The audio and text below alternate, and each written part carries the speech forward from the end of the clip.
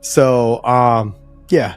Overall, though, I know a lot of people probably weren't happy with the performance, and they're probably whining and crying.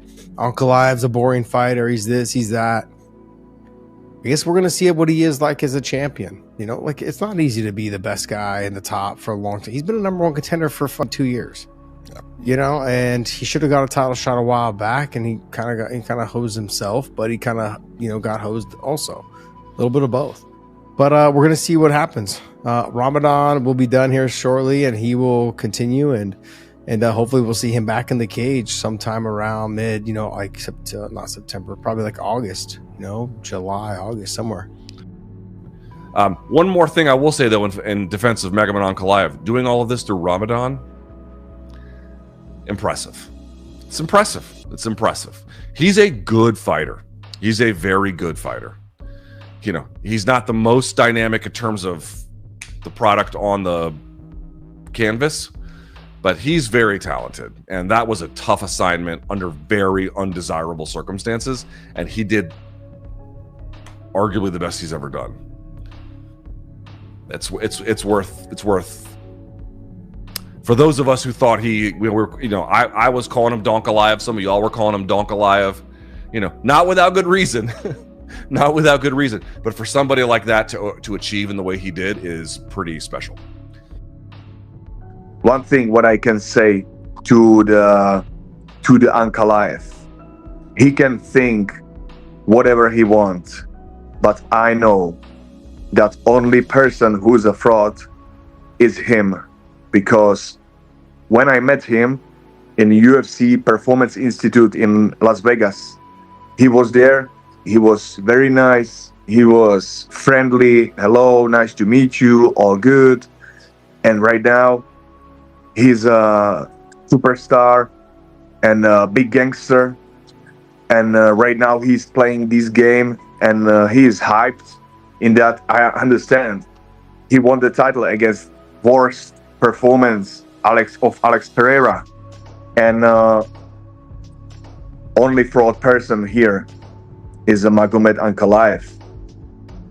So I get why he gets upset that people are saying he's not very exciting, because you're not to the average fan. I thought it was a magical performance because I know how hard it is to do those types of things, and I know how hard he is to fight. So he's just hard to deal with. He's really hard to deal with. He doesn't make a lot of mistakes. He's really not ever out of position. He has no real glaring holes in his game unless you're a monster leg kicker, and it's really hard to get people out of there from southpaw orthodox stances. So they're in opposite stances. If he had that same leg kick deficiency, but he was an orthodox fighter, we'd have never seen the third round. But because it is harder to do as much damage to the lead leg on a guy that's in the opposite stance, it does save him a little bit there. Well, let me just say first, and I said this on pay-per-view, you might have heard it. For me in this job, the best part of it is seeing a non-champion break through and effectively change their life forever. This man hadn't lost a fight in 7 years. So to come out here against the vaunted Poatan and do what he did, tip of the cap to Magomed Ankalaev. And when you know the coaches the way we do and you know how hard they have worked, I could give you details on the fight, not as analytically as these guys. I thought he won those middle rounds. Round 3 was the round that I thought maybe the fight would come down to, but all the judges were aligned. Even though Pereira landed more in that round, they didn't like the aesthetic. They didn't like that Pereira was in like recovery mode, and we got a new world order at 205. It is a crazy, crazy sport, and Magomed Ankalaev is now the man. We'll see what happens next. He showed that his striking is just as good as anyone. He can touch Alex Pereira. He's not afraid of him. He kept his chin down. And man, he was just a step ahead. I mean, he landed so beautiful. There was a couple times he really rocked Alex and hurt him. That is what, because for champion to contender, you're behind. This is the champion up here. All you need is a little step better than the champion to now become the champion. And once you're the champion, then you can start taking your risk. Then you can start really opening up on the rest of the division, because now you have that confidence that I am the best in the world. And so you can, I think you could expect Magomed Ankalaev to definitely get, better from here and open up more from here. So there's all kinds of things that happen with it. I thought one of the best parts of Ankalaev's game plan was the fact that he said, I'm moving forward. I am going to move forward.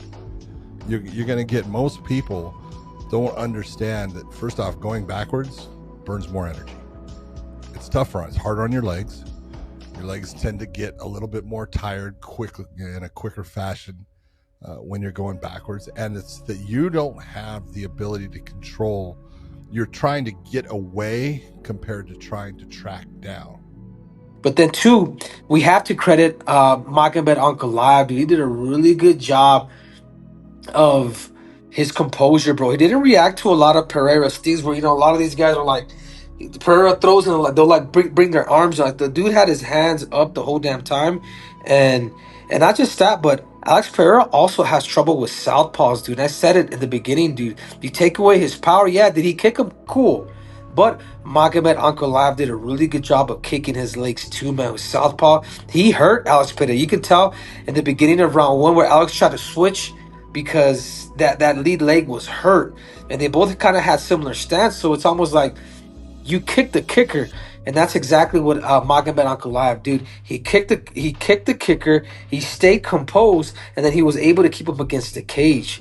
I mean, I personally thought it was a masterpiece of how is it that Magomed Ankalaev actually competed. You know what it was? It's not what he just only knew what to do. He knew what not to do.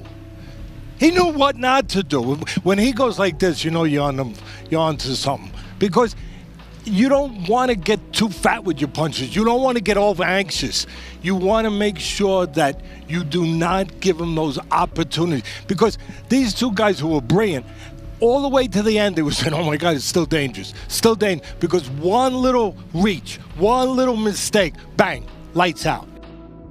The whole breakdown of this fight was, the lead up, I should say, was Ankalaev said he's going to stand with him the whole time. This was months ago, 6-7 months ago, maybe less than that, 5-6 months ago.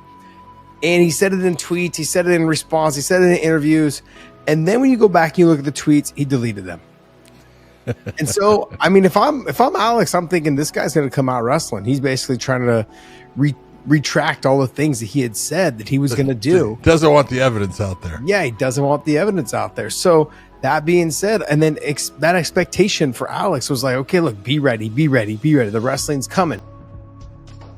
I thought his timing of his takedown attempts was perfect, because he didn't spam him and sell out on him and gas himself out.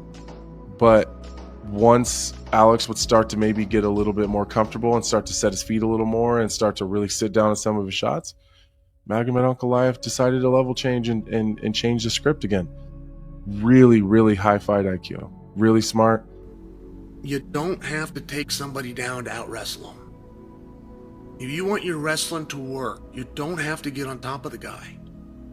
You have to offer the threat. It's a misunderstanding by wrestlers that come into the sport and they get frustrated and they give it away. Close the distance and get a hold of the son of a bitch. Now you're wrestling him. You want to be effectively wrestling him? Push him into the fence and keep him there. Now you are now winning a wrestling component of the fight. Dude, Ankalaev for 25 minutes did not make a boneheaded error. Ankalaev landed some really, really good shots along the way. Some of those push kicks, including one in round 2, was fantastic. His ability to stance switch enabled him to find the overhand left. It enabled him to find certain entries on takedowns. It enabled him to set up various knees to the body thereafter. He was playing a high-low game. He was playing a little bit of that Usyk game. Ankalaev did just such a good job keeping the underhook, keeping the head position, and just kept Pereira pinned. Ankalaev, it shows you how good the guy is, though. He's 11-1 in the UFC. He's a serious problem. He's going to be hard to beat. If you think Ankalaev looked good last night, you wait and see what he's like in 3 or 4 months' time. Correct.